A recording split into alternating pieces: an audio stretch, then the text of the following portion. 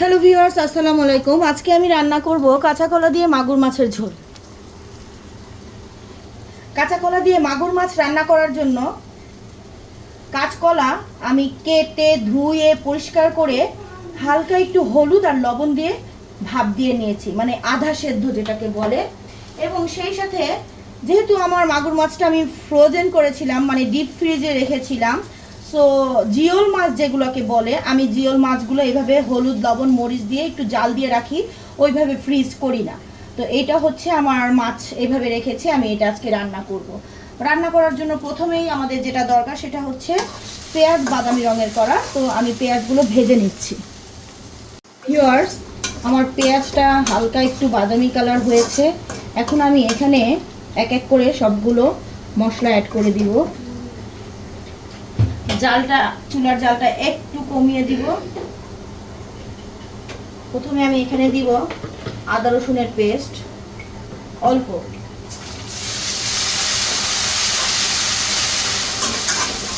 একটু নাড়াচাড়া করে হালকা একটু পানি দিয়ে দিব, তা না হলে মশলাগুলো পুড়ে যাবে। তারপরে দিয়ে দিব হলুদের গুঁড়া, দিয়ে দিব মরিচের গুঁড়া। অনেকে কাঁচা মরিচে দিয়ে কলার তরকারিটা রান্না করে, বাট আমার কাছে গুঁড়া মরিচেরটাই ভালো লাগে। কাঁচা মরিচেরটা অন্যরকম স্বাদ, গুঁড়া মরিচেরটা অন্যরকম স্বাদ। যেহেতু আমার রান্নাগুলো ভিডিওতে যায়, আমার পেজে যায়, আমার চ্যানেলে যায়, তো কালারের একটা বিষয় আশয় আছে। আমি কথা বলতে বলতে এখানে কিন্তু জিরা আর ধনিয়ার গুঁড়ো দিয়ে দিয়েছি। এখন আমি এটা ভালো করে মিক্সড করে নিব, খুব ভালো করে। চুলার জালটা একটু বাড়িয়ে দিব আর দিয়ে দিব পরিমাণ মতো লবণ।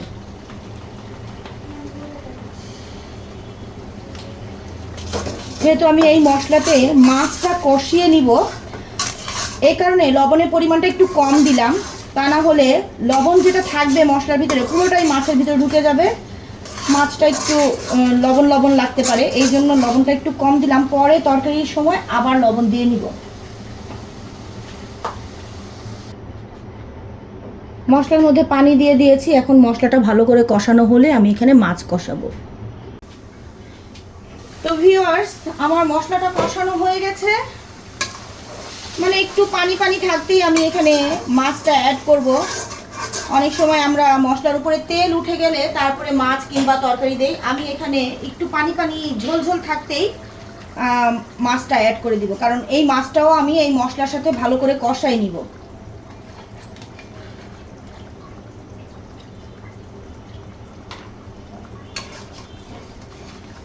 আর মাছটা যেহেতু ফ্রিজে ছিল, এটা যেন ছুটে যায় এই জন্য আর কি এই প্রসেসে করা। আর মশলাটাও যেন মাছের ভিতরে ভালো করে ঢুকে।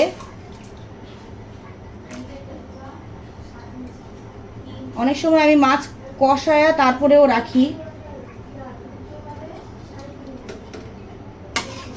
যাই হোক, এটা কষানো হতে হতে মাছটা পুরোপুরি ছুটে যাবে, আমরা সেই অপেক্ষায় করি। তো এখন এই মুহূর্তে এই সময় আমি ঢাকনা দিয়ে কিছুক্ষণ ওয়েট করব। হ্যাঁ ভিউয়ার্স, আমার কিন্তু মাছগুলো একদম কষানো হয়ে গেছে। এখন এই মুহূর্তে আমি মাছগুলোকে একটা একটা করে উঠিয়ে নিব।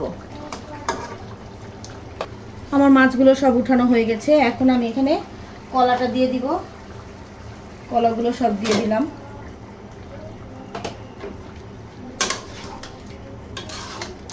কলাগুলো দিয়ে আবার ভালো করে এটা কষিয়ে নেব।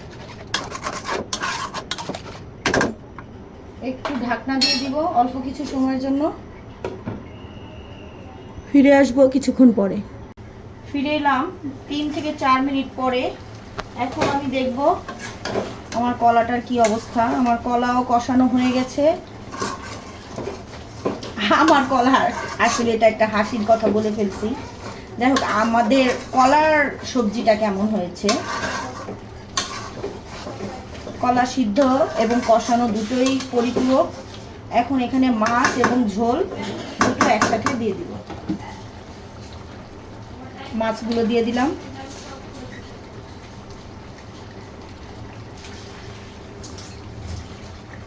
দিয়ে দিব পরিমাণ মতো পানি ঝোলের জন্য।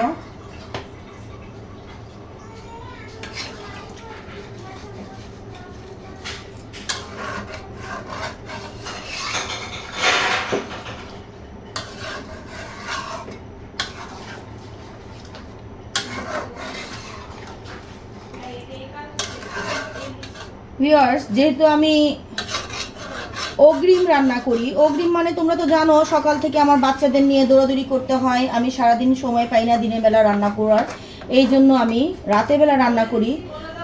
তো আমি জাস্ট হচ্ছে ঝোল একটু বেশি দিব যেন সকালে উঠে এই ঝোলটা দিয়ে আমি গরম করে আমার ঝোলের পরিমাণটা ঠিক থেকে যায়, এই জন্য একটু বেশি দিয়ে বলক ওঠা পর্যন্ত আমি অপেক্ষা করব। ভিউয়ার্স, আমার মাগুর মাছ কলার ঝোল হয়ে গেছে। সকালে এটা আমি আরেকটু ঝোলটা টানিয়ে নিব। আর আরেকটা বিষয়, সেটা হচ্ছে কলার তরকারিতে অবশ্যই তরকারি হয়ে যাওয়ার পরে উপর দিয়ে ভাজা জিরার গুঁড়ো ছড়িয়ে দিবে, তাহলে কিন্তু তরকারির টেস্টটা আরও দ্বিগুণ হয়ে যাবে। তো সেই ভাজা জিরা গুঁড়োটা আমি সকালে দিব। এখন এই পর্যন্ত রাখছি, আল্লাহ হাফেজ।